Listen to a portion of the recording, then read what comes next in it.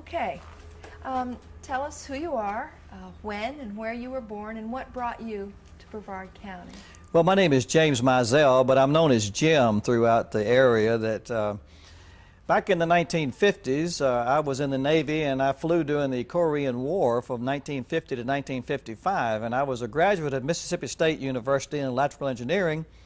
And after we got out of the war in '55, I went back to school, and there were not too many jobs around in the state of Mississippi, so the place that we turned to look for a job was over at Huntsville, Alabama, where the Germans were over there, Dr. Wernher von Braun, Dr. Kurt Diebes, Dr. Hans Gruner.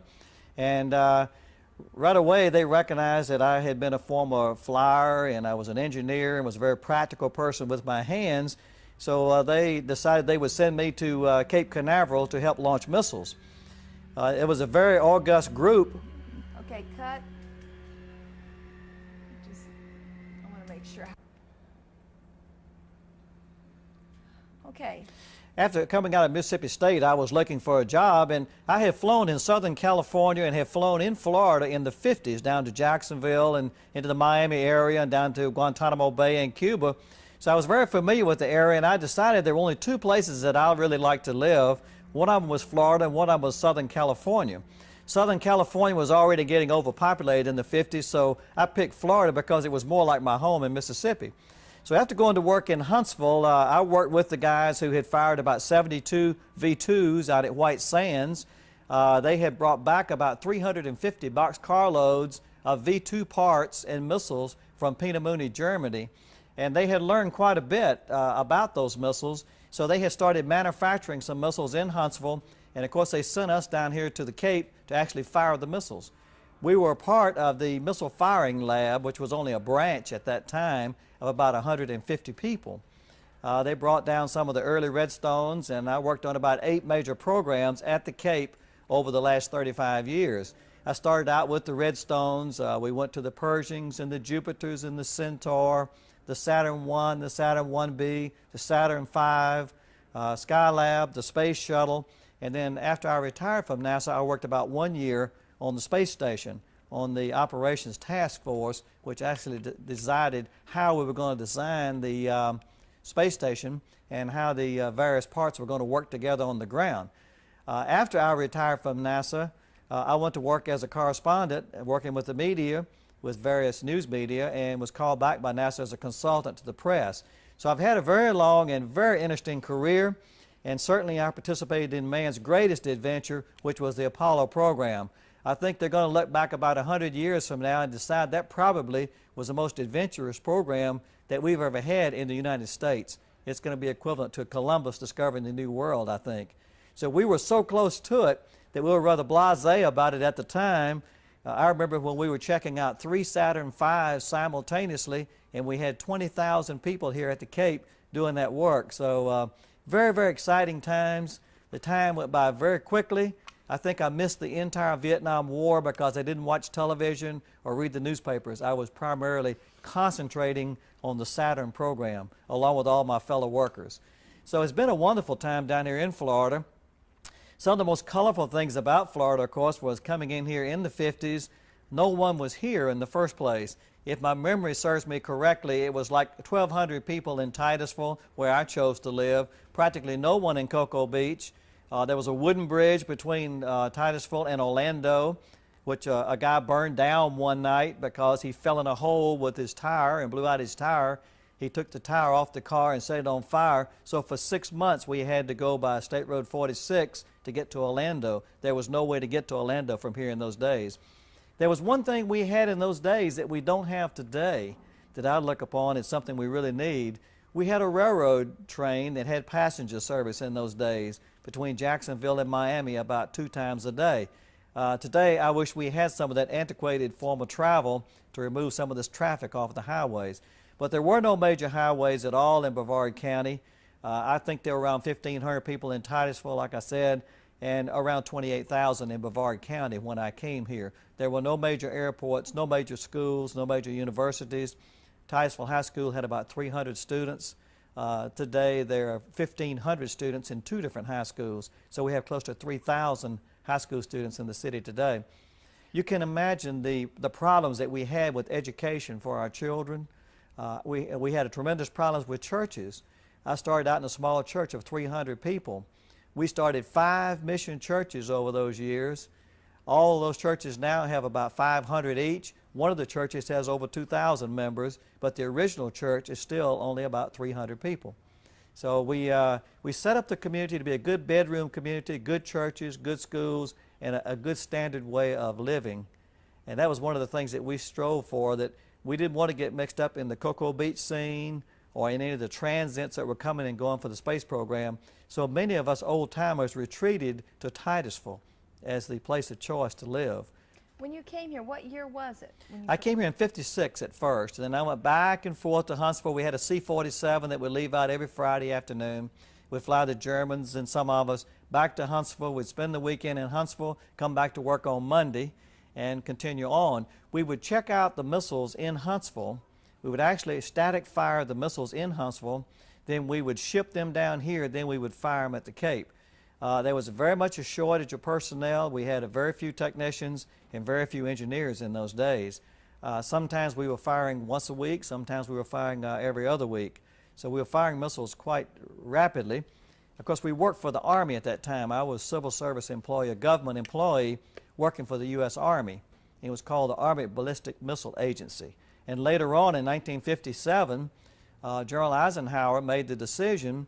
He did not really think that we should send people and things into space with military weapons.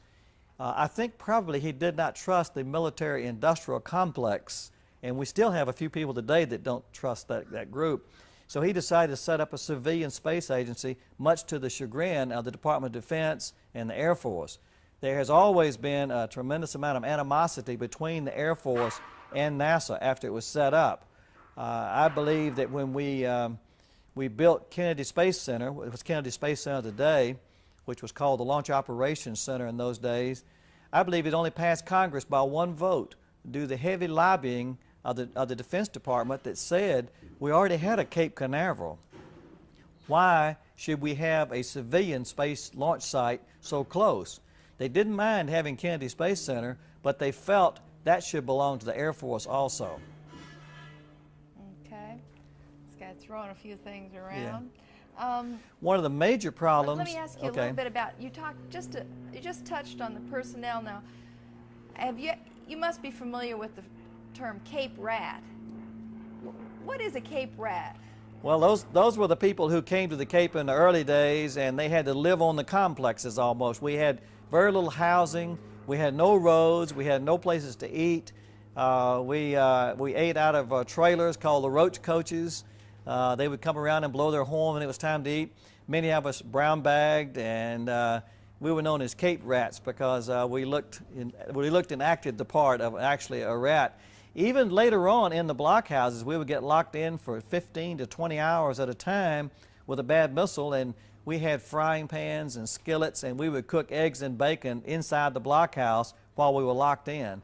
I remember one time we were locked in for 24 hours due to an explosion we had on the pad on Complex 37, and we ate everything in sight. We drank up all the coffee, we drank up all of the water, we had everything. Back in those days, we didn't have any ladies' restrooms, and there were no ladies here either. They were all men, and it was a very rugged life. The mosquitoes were so bad that you had to wear your sleeves down all day and all night, and we had a tremendous amount of animals here.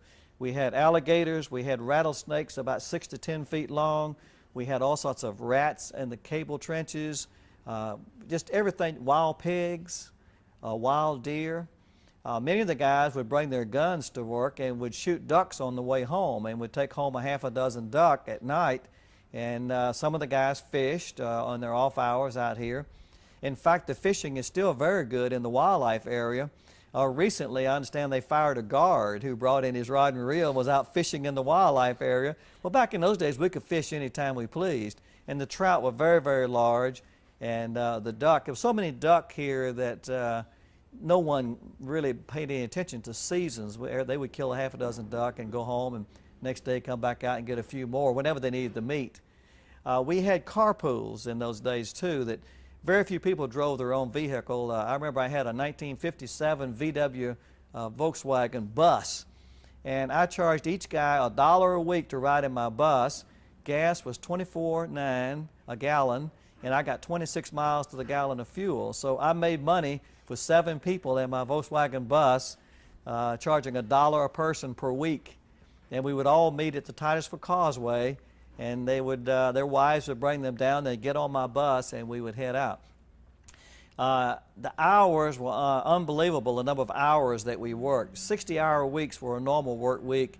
When you launched, it was 80 to 100 hours a week. You just worked 24 hours a day. Okay, cut. How's that last sound? 5, 4, 2, 1. You were saying that everybody sort of rode out together. That there must have been a kind of community spirit. Oh, absolutely. We had a community spirit amongst the missile workers at the Cape, and there was another community spirit that was here on the beach side, on the west side of the river, as we called it.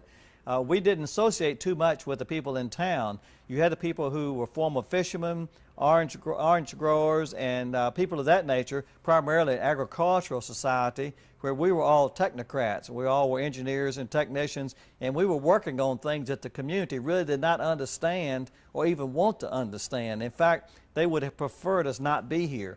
So they looked upon us as kind of outsiders and didn't accept us very readily at first. We had groups of people who had come in from all over the United States to work in the early days. Even in the first 200 or 300 people, there were still people from Pennsylvania, from Army overall facilities, people from Pensacola Naval Air Station came in, people from Langley Air Force Base came in. So there were people who were former technicians, and military people, quite a few of them, had come in because they knew how to work with their hands. But at the same time, the people in town did not fraternize with them very much, and we were not in town enough to get to know many of them personally. For instance, I never got to go to a bank because the banks were always closed when I got home and when I left. We have 2 children, and my daughter used to call me her bye-bye. I would wake her up at 6 o'clock in the morning and say, I'm getting ready to go to work, goodbye, and she'd say bye-bye. And then when I came home at night, it was usually 9 or 10 o'clock at night, and she was already in bed asleep. So it was very, very difficult on the wives and on the husbands in those days. The divorce rate later on in the 60s during the Apollo program was absolutely horrendous because we were locked in and the other people and their families were locked out. I remember I had probably worked here at least 10 years before my wife ever got to go to the Cape because what we were doing in the early days was top secret.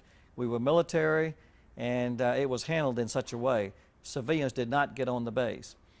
There were several things that the Germans didn't like. They didn't like paperwork, they didn't like telephones, and they didn't like women. Yeah. So we had no women, no telephones, and no paperwork.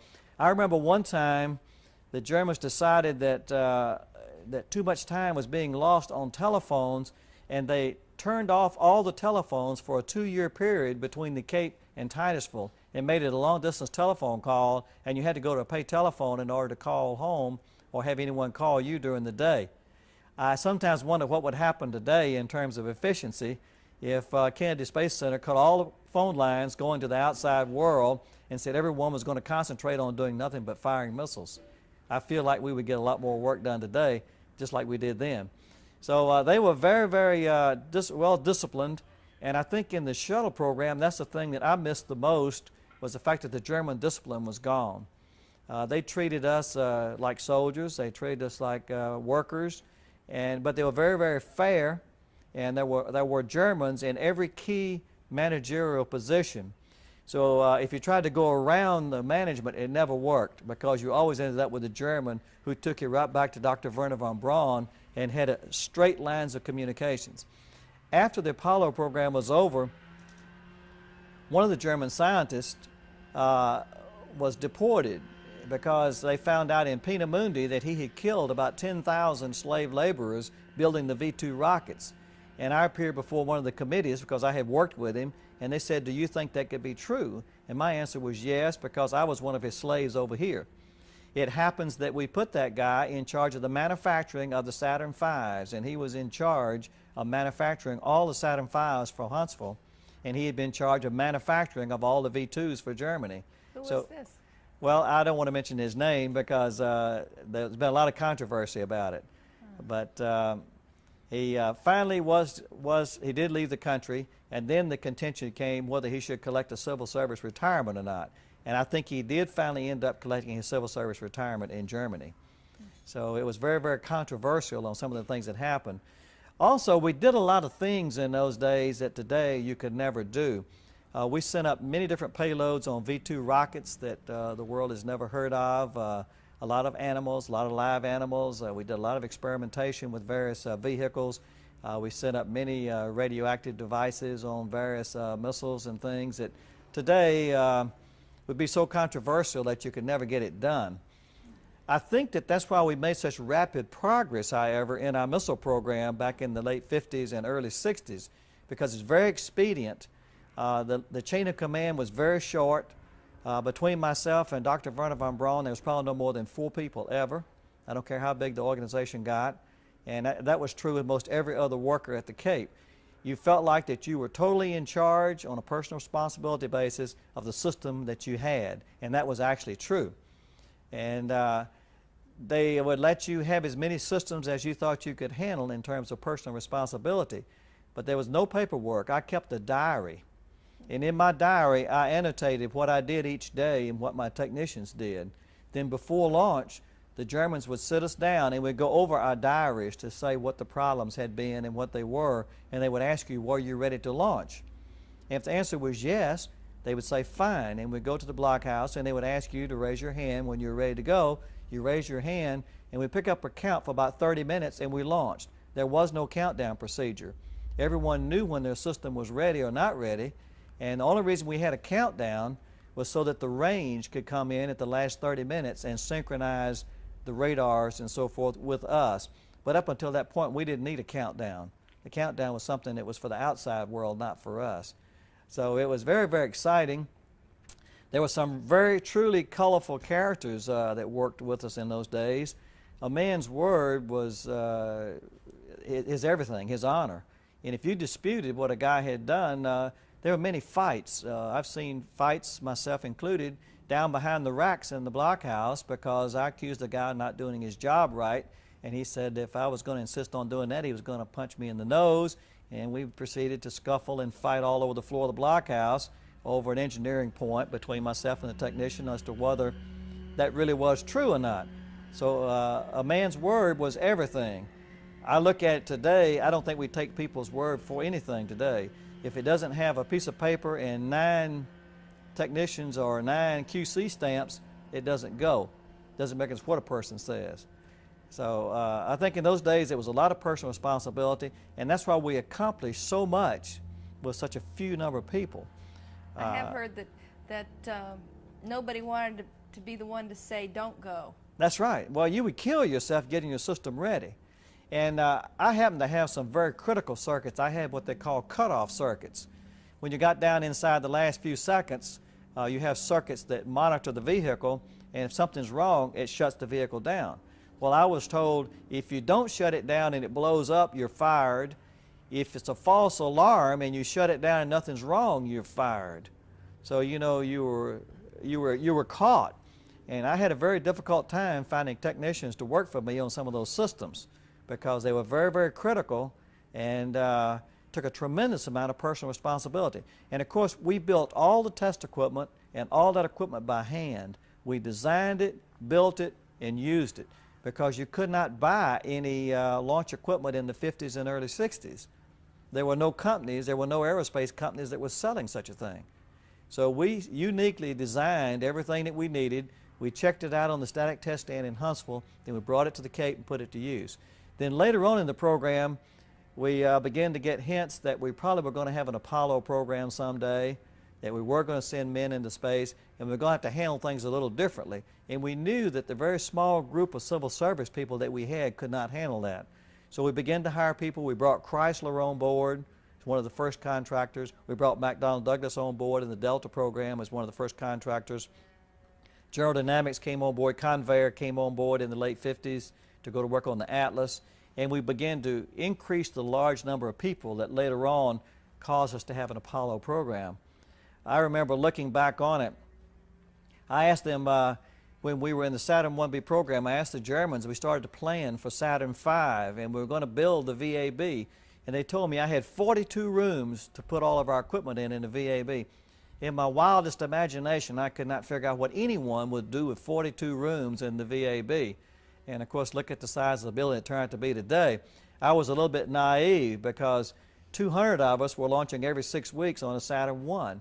We could put the same amount of weight into orbit as a space shuttle does with 200 people every 6 weeks.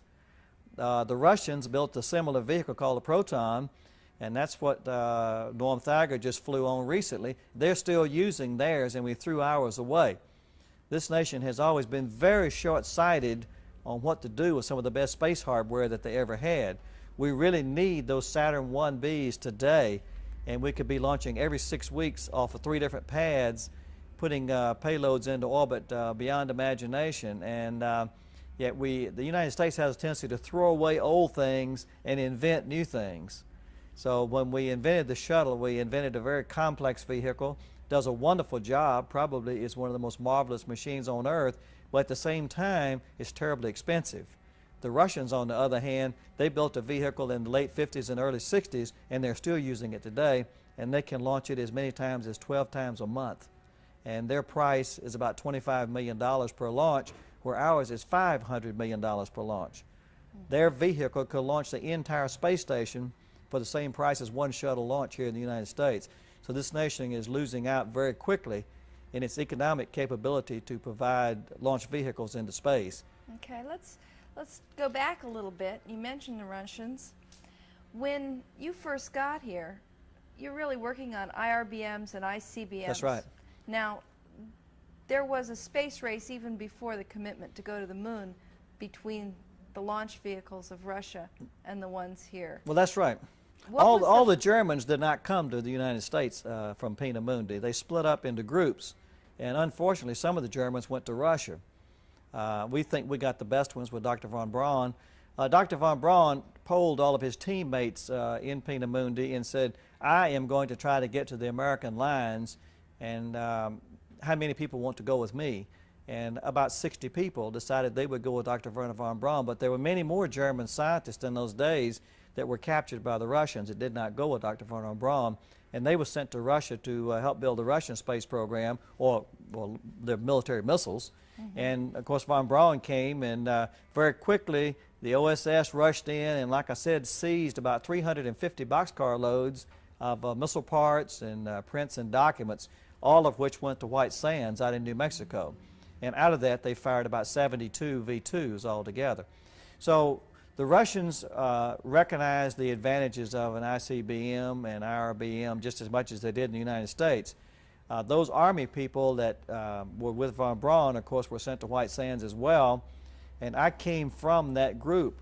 Huntsville was primarily an Army base. It was Redstone Arsenal in those days. And what we were doing directly related to IRBMs, we fired many classified payloads, which I can't even talk about today. We had some payloads we flew out at Johnson Island in the Pacific. We had some we flew here. Had some we flew in White Sands area. And we were getting ready to distribute those missiles all over the world. We were sending those to Turkey, over in the Mideast, where they could reach Russia.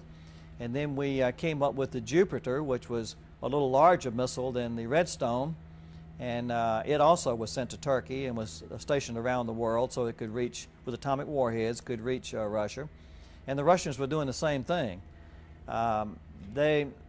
We came out with another missile called the Pershing, which was a very, very complex, nice little missile. And we launched the first ones of those, and then we turned all that over to the Martin Company. And Martin has made millions of dollars on the Pershing, and recently in the START treaties they dismantled them all. But that was an absolutely beautiful little missile. One of the strange things that I remember was that we launched them successfully. We turned them over to Martin. They changed all the procedures and had about 3 or 4 of them blow up in the very first time. And we said, look, go back and do them like we told you, and you won't have that problem. So, what was the sense of, the competition between the? Was there concern that Russians might be spying on the work that was being done here? Well, they were. There's no doubt about it that There were many Russians in the United States, or many even Americans who were under the pay of Russia. There are a lot of people that believe in socialism even to this good day, even though communism has fallen. And they felt like the Russians' political system may be better than ours in a lot of respects. So there were spies around. The launch dates were very carefully guarded. Even our wives and families did not know what we were doing. My wife didn't find out what I was doing for probably the first 10 years. I never talked about launch dates. I never talked about payloads. Even my son, who's now 25, 26, only recently found out some of the things that I was doing, and he was dumbfounded about the aspects of some of them because some of them have been declassified. But we were not allowed to even talk about it. The wives usually got the hint that we were getting ready to launch when we were gone for about 24 hours and never showed up. And then something would happen, and we'd come home and we'd say we got to go right back in 8 hours from now. We'd go to sleep and get right back up and go right back in for another 20 hours. And they knew that we probably had scrubbed, that we had a real bad problem.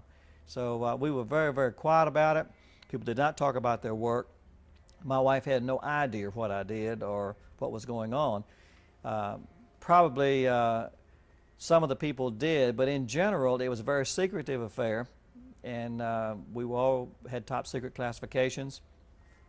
I remember that I got into trouble with the Secret Service one time that I was working on a payload, a very top secret nuclear arming device on the Redstones or the Jupiter, and I went to Huntsville, Alabama to do some work in the laboratory on it, and I was getting ready to bring it back down here and install it on the missile. Well, I had about 4 or 5 badges. We had tremendous badging systems, and when I went into the facility at Huntsville, I had to go through all these checks. You had to go through about a half a dozen people. And the last check that you had to go through, they had to put your name and your birthday down, your birth date. And I put my name and birth date down, and I'd been in there working on this device a couple of hours when a few soldiers showed up, and they escorted me out the door and said, "Come with us." And I said, "What for?" And they said, "We're not going to tell you. Just come with us peacefully, or we'll have to use force." So I went out into a trailer, and they had several stenographers there and a bunch of Secret Service people there and Army people there. And they asked me, "Who are you?" And I said, "Well, my name's James Mizell." And they said, "Okay, that's fine. Where were you born?" And I told them, born in Sardis, Mississippi. "Well, who were your parents?" Told them that. They went through my entire life, and finally they said, "We still want to know who you are." This was about 2 hours later, but they never would tell me what they were getting at. Well, lo and behold, I had done something that they really did not like, and something that was on this last check. When I went in the Navy back in 1950, I enrolled in Mississippi, and I was sent to New Orleans for examination. I got to New Orleans and found out there was a foul up in my birth certificate. That I was born on October the 5th, 1930, and my birth certificate said October the 6th, 1930. Well, in the Navy they told me that I had to go back home and re-enlist and start all over again if I was insistent that the 6th was not my birthday. And I said, "Forget it, it doesn't make any difference. I'll always use the 6th from now on." Well, in my records, it has shown up as the 6th of October all the way through. Well, when I went through the last check into that nuclear area, I had put out October the 5th. And lo and behold, they had come to get me because after about 3 hours of grilling, they finally told me what was wrong, and I told them why I had put October the 5th. And they said, "Well, that's one thing that no one misses is their birthday. And we just knew that you were not who you said you were." So that's how tight things really were. But it was very exciting work. I look back on the time. People today don't have nearly as much fun working in the space program as we did, because if we couldn't buy something, we built it. If we couldn't build it, we would do something else. And so we worked on all aspects of the program. It was hands-on, all the way from the payloads to the engines. The Germans were very thorough in cross-training in those days. Since we had so few a number of people, I would work on everything in the nose cone section for one missile. Then next month, I'd work on the body of it. Then the next month, I'd work on the engines. Then the next month, I'd go work on the static test stand. So by the time I had gone through about 100 missiles, we worked on all of it. They had another philosophy that was very good, is that when we launched, you didn't go home until you looked at all the data. You looked at all the data, and everyone looked at every measurement all the way from the nose cone to the tail section. So if you saw something that looked strange in someone else's system, you said so. So you really got a tremendous education at the same time that you were launching missiles. Tell me a little bit about the Germans and what was their social life like? Well, when I first met the Germans, of course, they had come across from Peenemünde, and they had about 65 of them, and they were actually prisoners of war. They were isolated in barracks out at White Sands, and the only people that really fraternized with the Germans were the Army OSS people that captured them in Peenemünde. In fact, Dr. Wernher von Braun insisted that this young Army captain be his personal man after this young captain brought him through the lines in World War II.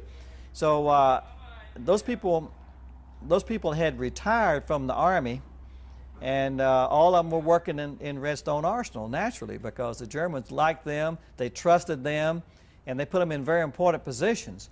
Well, about once a month, the Germans would hold a meeting where only those people who were true Germans could attend, and they would get their marching instructions from Dr. Wernher von Braun, who they called Professor von Braun. Professor has a higher title than doctor in Germany. Professor means not only a doctor, but a person who is a teacher and is a little more revered. So they actually revered him as the person that they owe their lives to.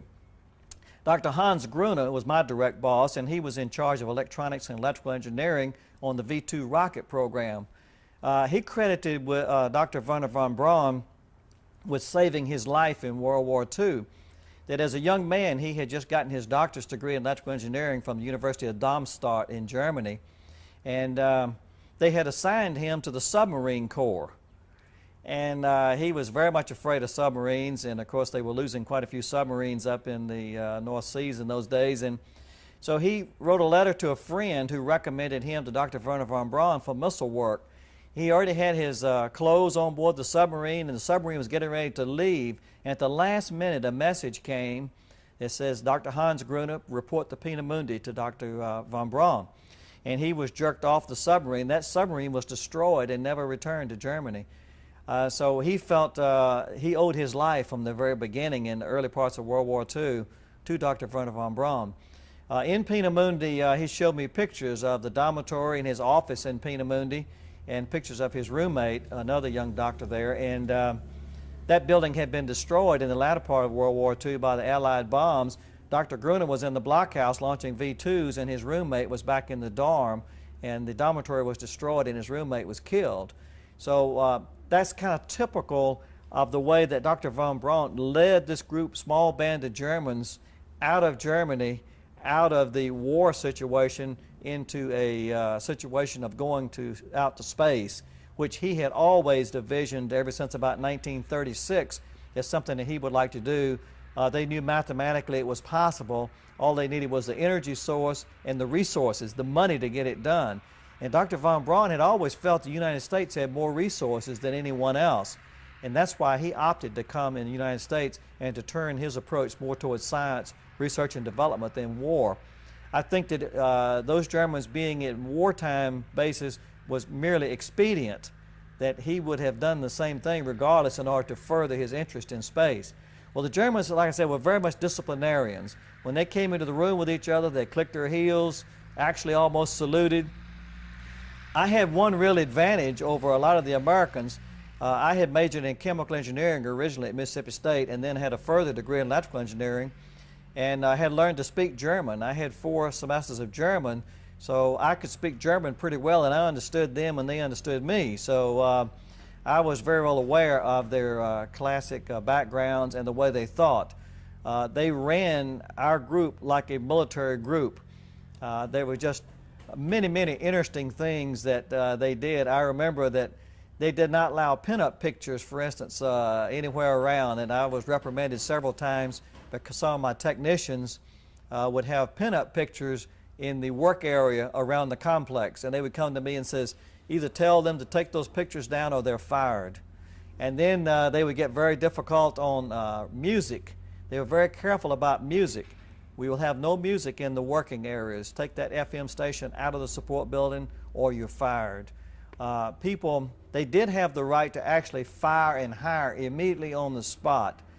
We had one Jupiter that went down range and came in early, and one of the engineers, we tracked it down to a particular cable bundle. In that cable, something was wrong. One of the technicians says, I was told to leave that cable unhooked by the engineer. And the engineer said, that's not true. I did not tell you to do that. In fact, he says, I checked those cables and they were hooked up when we were launched. Well, Dr. von Braun and Dr. Debus turned to the range commander and says, can you find that missile down in the South Atlantic? And the answer is yes. We know where it went in. Go down and bring it back. And I remember the day they brought it back and they assembled it in the hangar, and they brought all of us out there, and we stood at attention, and he gave the technician the screwdriver and says, show me the cable. So the technician went up and he unscrewed the side of the missile, opened it up, and the cable was hanging loose. He turned to the engineer and he says, you'll never again work on another piece of flight hardware as long as we're in the program. And that was true. That engineer was banished, and he never again worked on anything in the missile business. We had another technician that was a good friend of mine that had a choice of two cables to hook up. In those days, we didn't have cable markers on the cable. We had no quality, no safety, and no reliability. Well, he made a bad choice. He guessed. We were told it was nothing wrong with not knowing something. It was only wrong to make a mistake. And instead of asking someone, he made a mistake. He guessed. Well, he plugged in the cable, and it burned the cable all the way from the blockhouse to the missile. He was immediately told he would never work on missiles again. And one day I was very short-handed, and we just didn't have enough people to do work. And this guy was a wonderful technician, and he had been relegated to making coffee. It was his only job back over in the coffee shack. And I went to him and I said, look, this is criminal. You sitting here doing nothing with your capability. I went to my boss, Dr. Hans Gruner, and says, I want to use this guy. I need more help. And he said, no. And a couple of days later, I went back to him again, and I said, look, this guy is great. He's a great technician. I need more help. He said, I'll tell you what, Jim, I will let you use that guy, but if he makes a mistake, you get fired. Do you understand? And I said, yes, I do. I went to the guy, and I told him, I said, I have made a pact with the Germans that I'm going to put you back to work, but if you make a mistake, I get fired. And I said, you know, you have been relegated to this job not to ever work again. And he says, I realize that. And I said, I'm going to take a chance on you. I need help badly. Well, tears rolled down his cheeks, and he was impressed. Well, that guy turned out to be one of the greatest technicians that we ever had, but the Germans were not willing to take a chance on anybody who had made a mistake once. Even later on in the program, after we got up into the Saturn program, they trusted us guys who had been in the program early, just like they trusted their Army people who had captured them. When someone said something was wrong with the Saturn V, they would look at the guy, and if he wasn't on the original team, they would say, fine. And then they would pick up the phone and they would call one of us and says, would you go check that problem and make sure that it's a problem? And we would go check. If it was a problem, we'd call them back and they'd say, fine. But they had that cadre of people that they had their trust in. They did not trust anyone else. Later on in the program, I had a NASA guy who was a brilliant man who was hired above me that came into the organization. I was invited to the staff meetings. He was not. And after he'd been there about a year and a half, he came in one day, and this memo came in from the director, and it came and it put to my attention, and he opened it and looked at it, and he said, you're working for me. Why didn't I get this memo? And he says, how long do you have to be in this outfit before the Germans will accept you as a team member? And the answer is they never were going to accept him as a team member. It reminded me very much of the old South and the good old boy days. You had a set of good old boys, of good old engineers, and to this good day, those are the engineers that are in favor in the program. And I don't care how brilliant a guy is or where he comes from, he's an outsider when he comes in. I remember when Grumman came in from Long Island, for instance, the president of Grumman, after he'd been here a while, he says, what is going on? There are nothing but good old Southerners and Germans in this entire place. Everyone is from the South. This can't be. Well, we all just kind of smiled and went on. Yeah. Well, let me tell you, later on in the program, Grumman got in trouble, and the rendezvous radar was not working properly on the lunar excursion module. And when we got down to Apollo 8, we were getting ready to go have a link up with the lunar excursion module for the first time. They were not ready. So we decided instead at Thanksgiving to go around the moon on Christmas, which was kind of a shock to all of us. And at that time, Grumman realized they were in serious trouble, that they obviously could not make the LIM work properly. So they came to us and said, we need help. He said, well, tell you what, we will give you a young guy as your chief engineer. And he's working for NASA at the present time. But we're going to let him go to Grumman and become a Grummanite to help you with your problem. So they said, well, that's not going to do any good. And we said, oh, yes, you just listen to what this guy has to say, and he will solve your problems. So we gave them a younger guy from Georgia. He graduated Georgia Tech. He was smart as he could be. He went over into Grumman, and he cleaned house. And he actually saved the lunar excursion module program. He solved all their problems. He was very, very tough. He's very sharp. And when Grumman was laid off in 1972 and 73 from the lunar program, he came back to work for NASA. We hired him back. During that time, he had become very familiar with the president of Grumman and everyone else. Well, after he retired from NASA, he went back and became vice president of Grumman. And then recently he retired from Grumman, and Fred Hayes, the astronaut, took his place. But the guy had saved Grumman a lot of trouble in the Apollo program, and he was given to Grumman specifically because of the work he could do. And he happened to be one of the good old Southern boys and a Georgia Tech graduate and all those things that the president of Grumman said he did not understand how these people got these jobs. So if you look today, you'll notice throughout the program, between Langley and the manned space side and between Huntsville, Alabama and the launch vehicle side, a large majority of all the directors and managers have been Southerners for the last 40 years. So it's kind of an interesting facet that you don't see in history books much. Well, that explains something, because I had noticed that, but I didn't quite understand. I had noticed that, but I didn't quite understand where it came from. Now, there was quite a bit of danger associated with a lot of these jobs, not just for the astronauts, but for the people on the ground. We had no safety and no reliability, and it was purely personal care on your part as to whether hang on just a second. you have to wait that plane.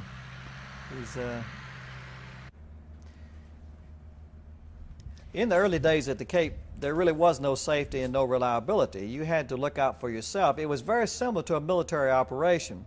As I mentioned, we were all former military pilots and military people, so it was very similar to being on an outpost in the Pacific somewhere. And you had to watch out for yourself. We knew where the dangers were, and probably we knew where the dangers were better than anyone else we could have hired to have come in and told us what to do. We were working with cryogenics. We were working with very exotic propellants like hypergols and alcohol, and we were very familiar. We had a lot of fires around the pad. We brought in liquid hydrogen technology for the first time in the United States, and we had no hazardous gas detection systems. We designed some systems. One of the systems that I designed is still a prototype for the systems they're using on the space shuttle today, was a hazardous gas mass spectrometer system. We sat down and took x-ray tubes and made our own system so that there was nothing we could buy that would do the job. I designed a very elaborate fire detection system to put on board the spacecraft, on board the missiles. There were no onboard fire detection systems early on. Also, we had problems with vibration, shaking many of the missiles to pieces, and I designed a vibration system that would shut the engines down prior to liftoff in case one of the engines started running rough before liftoff. We'd had many cases where these engines would run rough, you try to shut them down and just blow all to pieces. So we knew we were getting into the man-rated program. We could not do those sort of things. So we sat down and designed safety devices ourselves and put limitations upon ourselves. But there were many, many times when some very unusual things happened. One of the unusual systems that we had, there's a vent valve that vented the liquid hydrogen tank, and we had no sensors to tell whether there was a fire there or not. Because when liquid hydrogen or gaseous hydrogen burns, it's absolutely clear. Well, we had a guy take a broom, and every time you'd pass it, they'd wipe the broom by the end of the vent. If it burned the end of the broom off, then there was a fire. Otherwise, there wasn't, and you could walk on by. I remember one night on one of the complexes, they had been loading hypergauls on the spacecraft. And as I was coming down, I was standing in puddles of hypergol, and you know, we said, what happened? Well, the guys thought they had an empty line, and they had dumped about 5 gallons of hypergol over the side of the spacecraft. It had drained all the way to the ground, and at 2 a.m. in the morning, I'm out there walking around in it, you know. Today, there'd be no one within 5 miles of the place.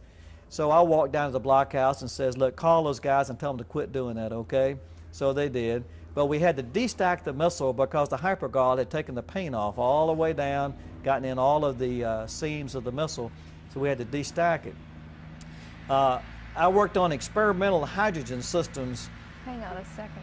Yeah, everybody seems to be using the grass strip all.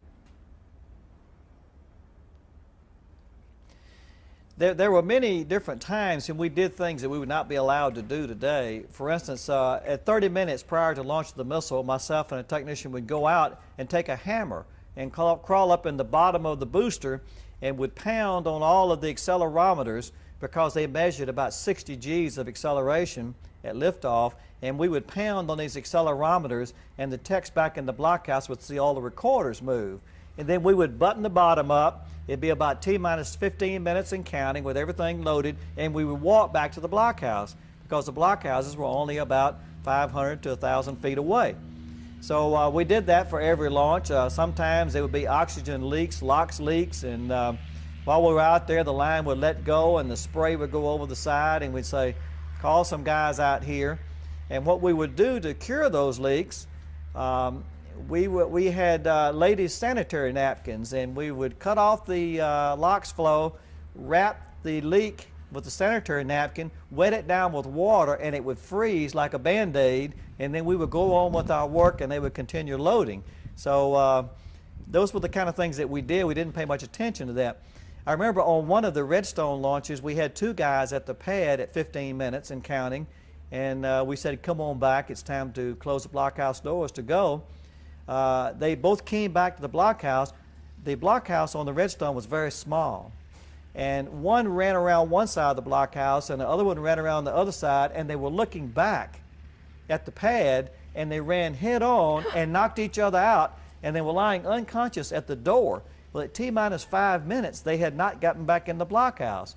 So someone went out there and they were lying there. They drug them through the door, closed the door, and we launched.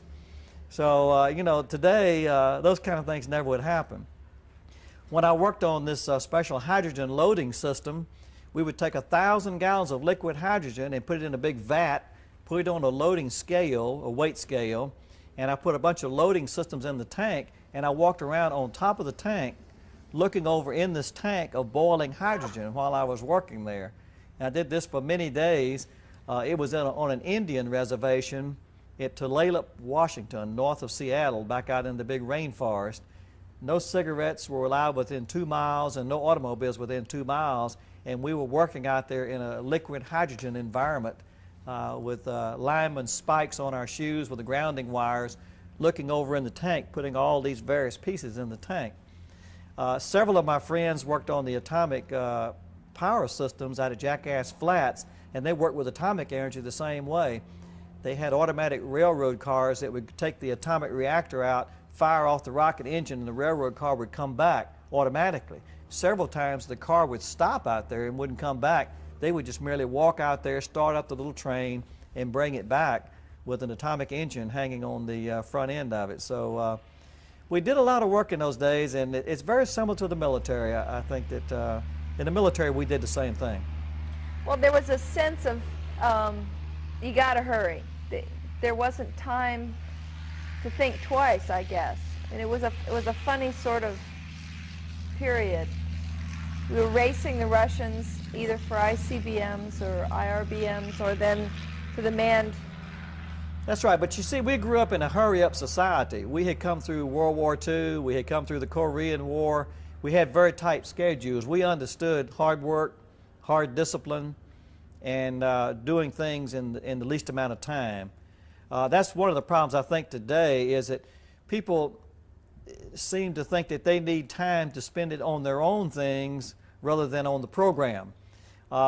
In the early 60s, when we decided to go to the moon, when John F. Kennedy decided to go to the moon, we realized we had only had engineers. We had guys with master's degrees and PhDs in engineering, no managers. We imported a manager from the National Institute of Health to come down, Al Seipert, to be Dr. Debus's deputy. He was the only manager on the entire Launch Operations Center in those days. And he told Dr. Debus, he said, we're getting ready to undergo a big program. There is not a single manager on this center. And we all looked around and said, that's true. He says, I want to start a master's program right away. And I want to import some professors from all over the world to teach some of our top people how to manage. So Dr. Debus said, fine. So in 1964, they picked 22 people at the center, engineers. I was one of the first 22. And they sent us to school at 5 a.m. every morning until 9 a.m. every morning, and then we worked 60 to 80 hours a week while we were getting our master's degree. Well, at the end of 2 years, we received an MBA in Research and Development Management. So we came out of that Research and Management School in about 65 or 66, just in time to pick up the big contractor impetus that came along then. I asked Dr. Debus and the Germans, I said, you know, there are only about 300 of us at this point. How many people do you think we're going to have doing Apollo at Kennedy Space Center? He said the ratio will be 10 to 1. Well, sure enough, at the height of the program, it was about 22 to 23,000 people that we were managing. So they actually went out and put us in special schools to train us to become managers as well as engineers. But we really had the advantage on the contractors because we had had all the hands-on experience that you possibly could find. And then we were sent to management school. One of my professors in labor relations today is a very prominent man. He was a man who was an enemy of the government in 1964, one of the greatest labor relation leaders in union history. And they decided to hire him to teach us labor relations. So they came down, he taught us labor relations, and about 5 years later, he became Secretary of Labor for the United States. It was Bill Usry, who was recently called in to arbitrate the baseball strike. He was my professor in labor relations at Kennedy Space Center. They would bring them down, actually it was Cape Canaveral because Kennedy Space Center wasn't here at the time. It was Cape Canaveral, and he would come down, he would stay 6 weeks and teach us every day for 6 weeks, and he would go back and do his job, then come back in and do the same thing again. But we received a very highly concentrated courses on how to manage. So we had some very interesting things that went on. Probably no other program has ever been run like the program has been here, where everyone went from pure engineering, pure technician work, to pure management and engineering and technician work. And this program also developed the whole idea of the systems. Oh yes. Apollo got a tremendous amount of publicity for the technical spin-offs that occurred during the Apollo program. But the managerial spin-offs like PERT studies and time and motion studies and the things that we did to manage hundreds of thousands of people, to remember, bring everything down to Kennedy Space Center, assemble it, have it all fit, and have it launched on schedule was a mammoth undertaking. We were used as an example for many other different agencies within the government. But I remember that we could not quite do that in OEO, the Office of Economic Opportunity. The social agencies tried and tried and tried to do what NASA did, and I think NASA has been and still is a very unique agency. And I think the uniqueness is wearing off because the Germans are gone, number one. Number two, I think we imported too many people from the social agencies over into NASA, and they brought all their rules with them when they came. And that's one of the big problems, that we were an autonomous agency that no one infiltrated our ranks. In other words, no one was in any position unless they were a bona fide engineer plus had the other qualifications. Today, we have math majors that are substituting for engineers. We have all different types of people. It's a real smorgasbord of people who are in very important positions in NASA who don't really have the background to be in a very highly technical agency.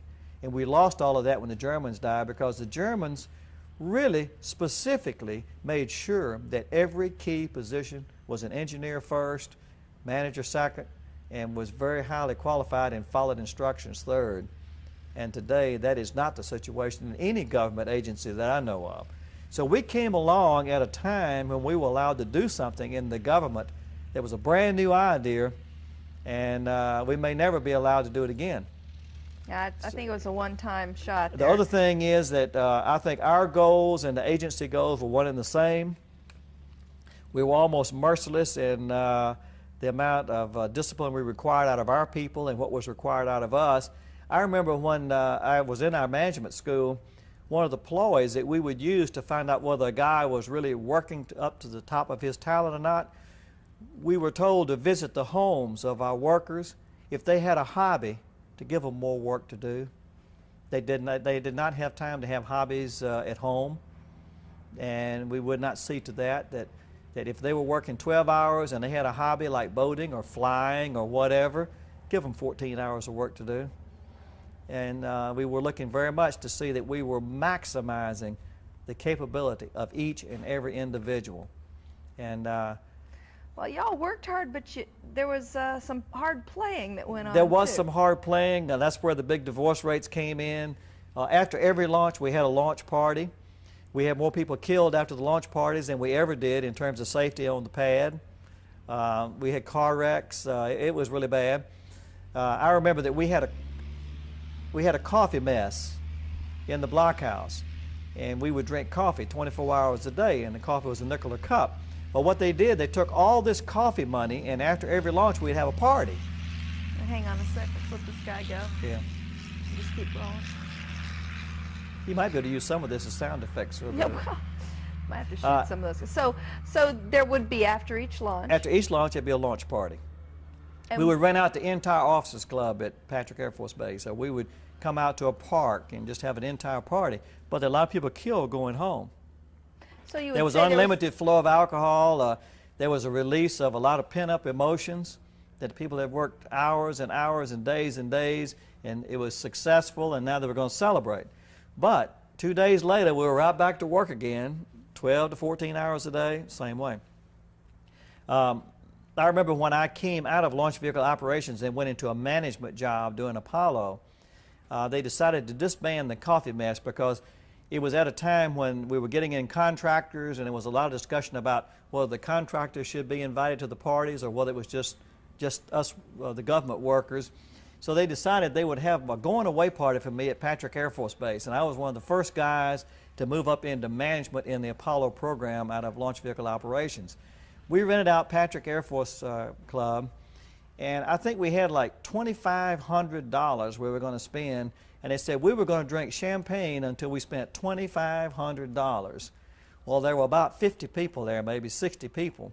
Well, obviously, about 12 to 15 hours later, we still had money left over, and we had all the champagne was gone that they had in their stock, and everyone was partying all night long, and it was very, very wild. I remember one time we held a launch party at the bowling lanes, shore lanes down in Satellite Beach when it was first built, and of course we lived in Titusville, so we carpooled, and there was 6 of us in the car. Well, we left about 3:30 or 4 in the morning out of Satellite Beach trying to get back to Titusville after partying. Well, they had a drive-in movie theater on Merritt Island in those days, and by that time, of course, the theater was closed. So we were all asleep in the car except the driver, and he felt he could drive no further. So he pulled into the drive-in theater and went to sleep. Well, we all woke up about 10 o'clock the next day in this drive-in movie, not knowing where we were, how we got there, and all of our families were looking for us, the workers were looking for us, and here we were inside this drive-in movie on Merritt Island, no one knowing how they got there. And you could see we could just as easily been killed, because in those days there were 2-lane roads on 520, old bridges. You know, the the infrastructure in Brevard County was non-existent. But we did party very hard in those days, and of course that led to a lot of divorce. And I remember later on in the program, one time I counted, another guy and myself counted, 75 people out of our officers had divorces. 75, and that didn't include just the men, but it's the ladies also. Out of how many? Out of about 125. Several of our friends, we sit down and reminisce now on the guys that started in the early days, probably on two hands, are the ones that have the same wives and the same families. Mm-hmm. Because the tensions were just so tight. And the workers were locked in and the families were locked out. And we had two ways to get out. We could go out the south gate if we lived up here and do what we wanted to and come back in, or you could come out the north gate if you lived down south and no one knew what you were doing in the north side. All the stress of working out at the Cape must have had some physical and mental effect on the guys out there. Absolutely. In those days we didn't have any mental health counseling as we do today, or no psychological training. Most of us came out of the service and had a very thick skin. We had been through boot camps, we had been through all sorts of war, and it was a very, very harsh environment where we had been. So that meant that we were rather tough on others as well as ourselves. So it was looked upon as a sign of weakness not to be able to work the maximum number of hours and to handle the most stressful situations. And there was no such thing as that you couldn't do something. That was one reason the program was successful, because the people devoted 110% of their mind and their ability on the problems that existed. So we would never say that we couldn't do something. I mean, that was impossible. You could do anything if you put your mind to it. So early in the program, when I got here, I noticed that certain people began to get burned out, and they would leave the program. They would be told to leave the program. They would go, they would get where they just couldn't handle the hours, they couldn't handle the stress, they would get into fights, they would break up with their families, they would turn to alcoholism. Alcoholism also was very, very prevalent. People were very much depressed, especially those that couldn't perform to the same level of the ones who were outstanding. One time I wanted to award this one guy an Outstanding Achievement Award. And the Germans came to me and said, "Look, Jim, we can't give anyone an Outstanding Achievement Award. If you were not outstanding, you wouldn't be here. Because if you know of someone that's not outstanding, we want you to get rid of him." And like I said, it was very easy to fire. You just took their badge and called the guard. They were taken to the gate, and that was it. I remember I hired people. I would hire 2 people, and I would fire 1. Then I would hire 2 more people, and I would fire 1. Until I worked myself down to a cadre of people that were all excellent. And this went on for years. We had several cases where guys had come out of World War II, and they had gone back on the GI Bill and engineering, and basically they were a little bit off in some cases because they had gone through a very difficult wartime. I remember one of the guys had a mental breakdown, and while he was in the insane asylum, he got a promotion, and he came back out of the asylum and went back to work and eventually retired. So he was a director of one of the programs, so we had to put up with that guy all the time. I remember one thing that he did that I'll never forget. We had a bad piece of telemetry equipment. That was an electronics piece of equipment on board one of the missiles, and the technician was working on it, and he came in and he says, "I want you to send this equipment to salvage and get a new piece." And the technician said, "No, I can fix it." He says, "No, I said throw it away and get another piece." Well, he left, and the technician fixed it while he was gone. So he came back, and he said, "What's this piece of equipment doing here?" And the technician says, "It's fixed." And he looked him in the eye, and he picked that piece of equipment up, and he opened the window and threw it out the second-story window. And the technician grabbed him and threw him out the window and held on to him and says, "If you ever touch a piece of my equipment again, I will kill you. Do you understand?" And the guy finally said yes. So he hauled him back in, and they both were crazy. So this went on. I have another case where one of our workers on Apollo was caught out working on the missile unauthorized on a Saturn V going to the moon at 3 o'clock in the morning. And he was making some very, very critical changes to the missile.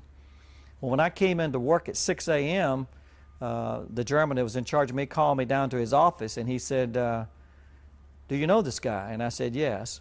He says, "Okay, what I'm going to do is I'm going to have that guy assigned to you personally until we can give him a mental discharge, and you're not to let him out of your sight for the next 3 months. I said, do what? He said, he's going to be sitting in your office. We're going to move him to your office, and you will watch him night and day for the next 3 months until we can get him out of here. But he is your personal responsibility, that if anything happens to him, he does anything wrong, it's your responsibility. Well, the guy had severe migraine headaches, and when he would get into these headache situations under stress, he would begin to have delusions. And I asked him, I said, what were you doing there? Well, he says, I was at home and I got one of my headaches, and I thought that we had that system set wrong for the mission. And at 2 o'clock in the morning, he said, I got up and I came back out and I was setting it right prior to liftoff. And I thought, my gosh, I am going to be sitting with this guy for the next 3 months because he's my personal responsibility now. But the Germans, like I said, had certain people that they trusted. If they trusted you, they would give you jobs like that. They didn't have anything to do with your regular work. I was a supervisor with many other people, but I had to watch this guy very carefully. The strangest thing is, he got his discharge from NASA, went back to the University of Florida and got his PhD in electrical engineering.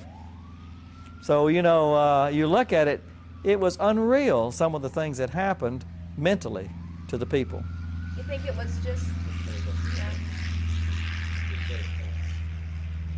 you think that it was just the stress of the program? It was just too much responsibility? Or? Yes. We had people just would go right off the deep end. Some people would just disappear. We had some suicides committed. Even today, the stress is very great. Some people cannot handle as much stress as we had then. Some people can't take the stress that we have today. So even in the shuttle program, but we do have mental health counseling now, that when a person feels down and depressed, he can go to sick bay or to the clinic, and they will counsel him. And they will pull him off and give him another job. In those days, we had no one to take their place. I've also heard that there were a lot of heart attacks. A lot of heart attacks, a lot of high blood pressures. High blood pressure came first, and no one paid any attention to that. We have people in key positions of NASA today that have very, very high hypertension. And you can imagine if you're in a key position with people's lives depending on it, and so they're under very heavy medication, but they're still staying with the program anyway because they love the program and love the work so much. Many of my friends are dying now, as I've mentioned before, that some of it isn't where you die then, but you die now at an early age. And we have an old-timers group that meets every first Tuesday of every month, and at that time we usually sit down to decide who has died in the last 3 weeks since the last time we met. I've had friends, 2 people who've died in the last week, and both of them had hypertension. And another guy called me today that had hypertension. So that's one of the reasons why I recommend that a person, if he has another life, to retire early from the program rather than waiting till late. I have a friend that has 43 years in right now that was declared terminally ill this week, and he had not retired. So, you know, you look, and I always felt there was another world someplace other than at the Space Center, but there are a lot of people that don't feel that way. And a lot of people are working on with 30 and 40 years when they could retire and have a wonderful life the rest of their lives, but they choose to spend every minute right out there. And I've had people who would die on the job out there and told me, I will never go home. This is where my life is. And so just that statement alone says a person is rather susceptible to a mental problem if they think that their entire world is nothing but Kennedy Space Center. When I retired, I decided that every year I would take a community job and a church job every year after I retired, and I've done that. It's been very rewarding. I have outside businesses, and I've always recognized that even though I love the space program, that there really was another world other than working on space. I tell you, the unfortunate thing is that we can't get our young people today, many of them, to go and devote themselves to the space program the way we did. But we came through a different generation. We were Depression babies, came through 2 world wars, more or less, maybe 3, kind of. And we believe in doing what we want to do and doing the best we can do with a lot of discipline. And I don't see that discipline floating around much out in society. It's there, But gosh, it's very hard to corral and get together. Lifestyle, quality of lifestyle is the keynote today. Our lifestyle was zero away from the Space Center. Your goals, our goals, and the Space Center's goals had to be the same in those days, or we wouldn't have survived. Talking a little bit about lifestyles of that time, I mean, you did get a few days off. What kind of things would you do with your family for fun? Well, you can see I flew, and we boated, and we camped. I usually tried to get away to where there wasn't a telephone. Florida happened to be absolutely beautiful back in the 50s and 60s for boating. I had a 24-foot cabin cruiser that was trailable, and I would go over into the central part of the state and cruise the Kissimmee River all the way down to Okeechobee and back, or I would go up into Lake Harris and go up the Ocklawaha River, and those days you could go right up into Silver Springs, spend the weekend with your boat, actually go swimming in Silver Springs. It was just a city park, and the fishing up in Lake George and Silver Glen Run and Salt Springs. Florida is one of the most beautiful states in the nation as far as natural resources are concerned. Today they've got them all boxed off and fenced off and admissions. De Leon Springs, for instance, we got off over the weekend. We would leave on Friday afternoon, go up into the springs, spend the night in the springs in the dark, then get out, and they had an old mill there that you could serve your own pancakes. They would sell you batter. You get off your boat, pour your own pancakes, have breakfast, and then go on up the St. Johns River up into Lake George the next day. And so this area was absolutely beautiful. Another thing was hunting and fishing. I used to be able to go out into the Indian River at night with my boat. I could catch 55 gallons of shrimp in about 5 hours by getting up here on the good moonlit nights. And I had my boat rigged with a catalytic heater and a portable TV set, and we would bring cookies and food, and we would just dip up the most beautiful shrimp you've ever seen in your life. No limits, nothing. Duck hunting, fishing, absolutely the same way. So Florida was really a beautiful wildlife place for people who like to hunt. And coming out of the South, all of us guys were hunters and fishermen, and it very much appealed to us down here. So we always had a few VFW clubs. We didn't have many officers clubs, but a lot of VFWs and elk clubs and things like that, and a lot of guys spent their time there. But we also had wonderful churches. This is in the Bible Belt still, and a lot of our time was spent with our churches and working with some of the people in the community. I don't think that my marriage would have survived had it not been for my close church ties. My wife and I have thought over many times that the people that really floundered were those that were living strictly in a worldly-like way. They were making tremendous amount of overtime money, and they were blowing it on crazy things. They were partying. Every time they got a chance, they were partying, and alcoholism took over. And I think the churches, the people that stayed together were primarily church families. And that's true today. I look at the ones that are still together after 40 years, and it's a church group type deal. Now, did the churches include the old-timers that were here and the newcomers? Yes. Was that a place that they got together? Yes, they got together, but the funny thing was that the newcomers, since we were all engineers and very fast working and everything, we kind of drove some of the old-timers out of church. I remember in the First Baptist Church in Huntsville, they had a guy named Dr. Hardin, who grew up in Mississippi, and he was a graduate of Mississippi College, and as a matter of fact, he was roommates with my great uncle in Mississippi. Well, this church had about 300 people, but they happened to have a lot of money. They were very conservative. They had saved up about $100,000, which was a lot of money in those days. Well, the church had 300 members. Well, a year from then, it had 400. The next year, it had 600. The next year, it had 700. So we started having 2 services. And Dr. Hardin was 75 years old, so he says, I don't like all this. So we said, okay, let's go out and build a new church. And he says, I don't want to build a new church. I'm too old. We said, well, get out of the way. We will build a new church. So we set up a building committee. And he says, but you can't use our $75,000. And we said, oh, yes, we can. We are the church members. So we voted, and we outvoted the old-timers and went out and started Park Avenue Baptist Church, which today has 2,000 members sitting out here out in Titusville. We moved out there, hired a new preacher. Dr. Hardin quit, and the new preacher preached both places, a young man, our age.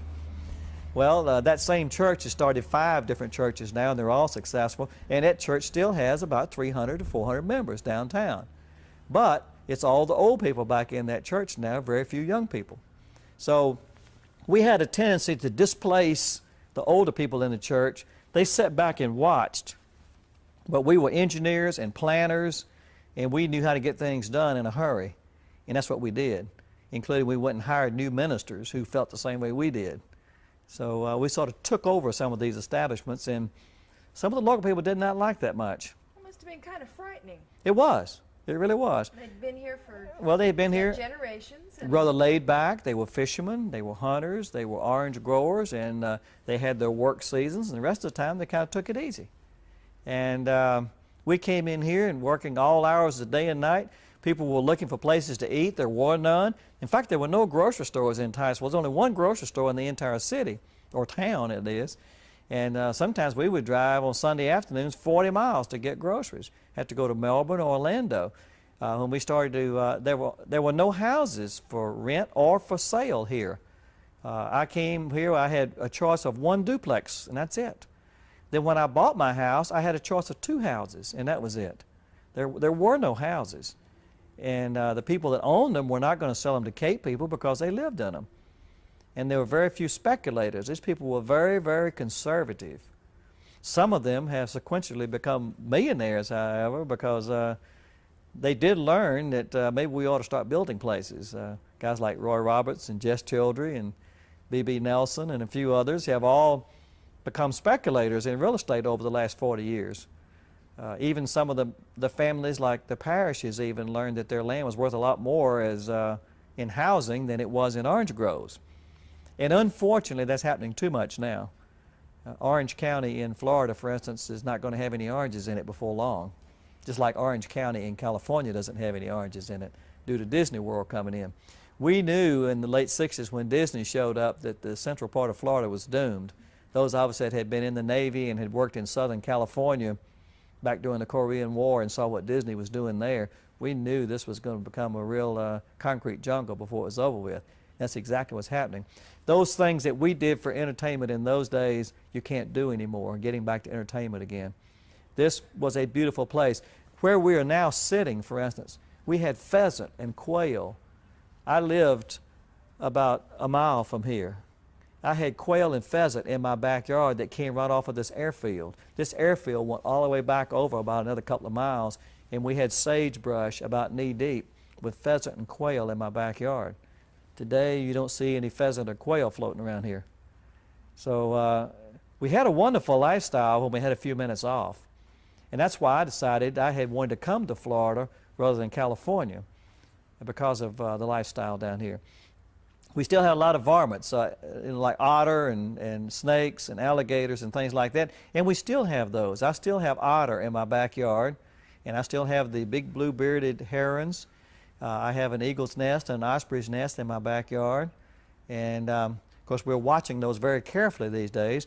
And one of the best things that the space program ever did, and I was shocked when the Germans decided to turn Kennedy Space Center into a wildlife refuge. That was so different from their normal culture that I couldn't believe it when Dr. Debus came in. He says, I want to build a causeway from Titusville over and build a Vistas Information Center out of all the spare hardware, and I want to set up a wildlife refuge for Merritt Island. And we were all in a staff meeting. We said, we can't believe this. Why are they doing that? In fact, we were against it. We said, those are supposed to be like launch pads out there around Playlanda Beach. We had scheduled to build a pad C. There was an A, a B, and it was going to be a C for a nuclear rocket called the Nova, which was about twice the size of a Saturn V, and that launch pad was supposed to be up around Haulover Canal and Mosquito Lagoon, and that's the reason we bought that 86,000 acres.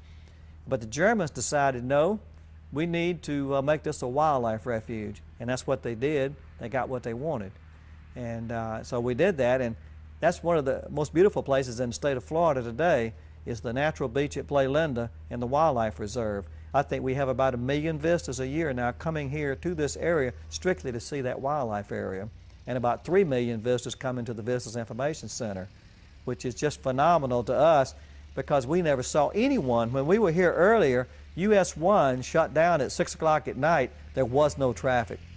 There was no one here. And when you look at this sleepy little village, fishing village, and what it's seen and what's gone through here, it's absolutely amazing. And I find people coming back. After the Apollo program, we laid off about 15,000 people in 1 year. Many of those are coming back here to retire. many of them never left. Even though they didn't work in space anymore, they became insurance agents, they owned businesses, and they decided to stay here. Because once they found this place, it's truly unique, a beautiful place. That's for sure. Now, one thing that they've done a pretty good job of taking care of, but used to be worse, and I'm sure you remember, are the mosquitoes. Well, right here where we're sitting today was the establishment of the first mosquito patrol for Brevard County. A bunch of us pilots got together and decided that one of the ways they could spray for mosquitoes was by airplanes. And this airport of Arthur Dunn Air Park here in Huntsville was the very first mosquito patrol for the entire county. And subsequently, we have moved that patrol down to the Tyco airport now because we wanted this to be primarily a recreation and a business type airport. But at the entrance to this airport was where they had a couple of World War II, World War I trainers, and they rigged them up with spray tanks, and they began to spray this side of the river. The lifestyle was very poor here in North Brevard and in Central Brevard and South Brevard too, that you could not go out after dark, that the mosquitoes would take you away. At the launch sites it was even worse because we didn't spray out there. And we used military type repellents. I remember we had the khaki cans that were left over from World War II and the Korean War to actually spray down every night, and the mosquitoes were just so bad it was like a fog that you just could not see. So it was rough. Besides, we had no air conditioning in those days. I mean, people take air conditioning for granted today. When I came here, there was no air conditioning anywhere in anything, not our houses, not our cars. I had my first air-conditioned house and car in 1964, and I had been here almost 10 years with no air conditioning. So you had to leave the doors open. You had Florida jalousies, they call them, the windows, and we had attic fans to keep the place kind of cool, but you just could not go out at night. But the space program got rid of the mosquitoes. That was one of the things it did.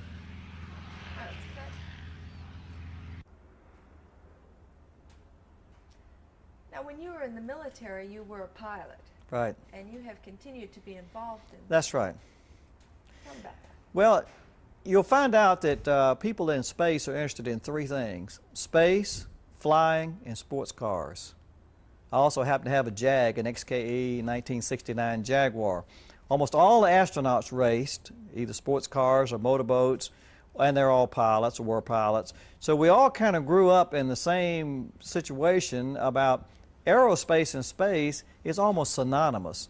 The space shuttle, after all, is just a fancy airplane to me. I've been in the simulator, I've flown in the shuttle training aircraft, I've worked on it.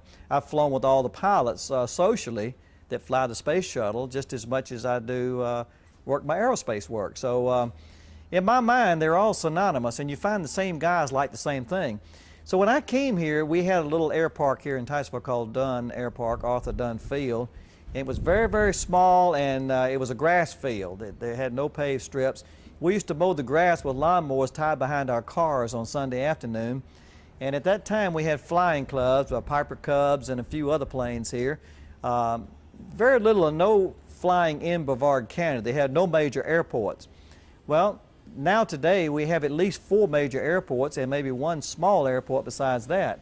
So in general, the place has become a hub of flying activity because of the number of people. We have people coming here today from up north retiring here because of these fields. We have a grass strip and a paved strip at Arthur Dunn. We have approximately 75 aircraft here. At Tyco, we have about 150 aircraft, and it's a semi-commercial field. And at Merritt Island, we have 175 aircraft, and we have a waiting list of 50 hangars at Merritt Island at the present time, which says that we're going up over 200 aircraft at Merritt Island. Melbourne is a commercial field with flying schools down there, so Brevard County is essentially very much a flying county, but it's because of the weather. Some of these fields were surplus Army Air Force fields in World War II, because in Florida you can fly about 360 days out of the year. In Germany and other areas of the country that we were fighting in World War II, they lost more students due to weather than they did to the Allies. Here we were training pilots faster than they could shoot them down overseas. So this area has been very conducive to flying forever. So when I retired, I decided one of my community jobs would be to work with the airfields. So I have been former chairman and am now vice chairman of the Tyco Airport Authority, which manages 3 air parks in the northern part of Brevard County. And I work very closely with pilots all over the United States and the world in flying. So it was something that came naturally to me. All the astronauts that fly either out of this field or Tycho out of Merritt Island. They bring their own private planes here while they're in training. So the flight crews are citizens of the community of flying here as well as they are in Houston. So it has been a very interesting thing to be a part of the flying community. One of the interesting things we had here in the early 60s, the Sheriff's Department was very small in Brevard County. So they decided they need help on search and rescue and on criminal escapes and things like that. We started a group of people called the Flying Posse here in Arthur Dunn, and we had about 65 pilots and planes, and every time there was an escaped convict, we would all take off and go out and search for these convicts that were located around. Christmas, about 10 years ago, I got an urgent call on Christmas Day noon at lunchtime. A small boat had been missing out in the Indian River on Christmas Day, and it contained a close friend of mine and his son. The son was about 15, and this close friend of mine was about 45 or 50 at the time. And they had been missing for about 5 or 6 hours. So we came here and took off in some pretty windy weather and fairly cold weather. And my son, who's now 26, was with me. And we went out and we found them capsized in the Indian River. And my son and I had breakfast Saturday morning at the airport, and he brought that up. That's one of the most memorable times of his life. Memorable times is the fact that we went out and actually rescued someone who had capsized in the Indian River in our plane. In fact, it was in this very plane that we did that. And he was saying that's the only time he had ever been almost airsick flying, was the fact that we were turning around and around over this boat, and we radioed down several other planes to come, and then they came out and rescued him, and they had hypothermia and almost died. They had been in the water 6 hours, and they had lost their shoes and shirts, and the temperature was very cold. So flying is something that I've been interested in all my life. I was a teenager in World War II. I built PBY aircraft, and later on got to pilot some of them. And the other thing, of course, is a thread that goes through almost all the astronauts and through almost all the good aerospace workers is the scouting program. There are more Eagle Scouts as astronauts than any other organization. If you look back in the background in history, not the lady scouts, but not the lady astronauts, but the men astronauts, you'll find out that most of them were Eagle Scouts. So scouting played a big part, flying played a big part, things of that nature. So there's just a path that most space people, space engineers and astronauts and pilots and people like that go through. And that's good automobiles, good boats, good airplanes, and space shuttles, that they all fit together.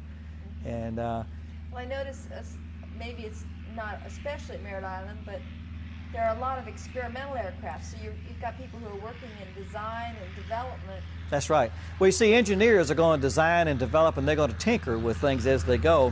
And obviously, if you fly a factory-built aircraft, the designs are about 30 to 40 years old. There have been very few new aircraft designed that the average pilot can afford. So the Experimental Aircraft Association has a group of people who work with the very latest things in terms of materials and avionics, and they get together and they design and build their own aircraft. And they're very successful. In fact, they're doing things now that the manufacturing people are picking up on.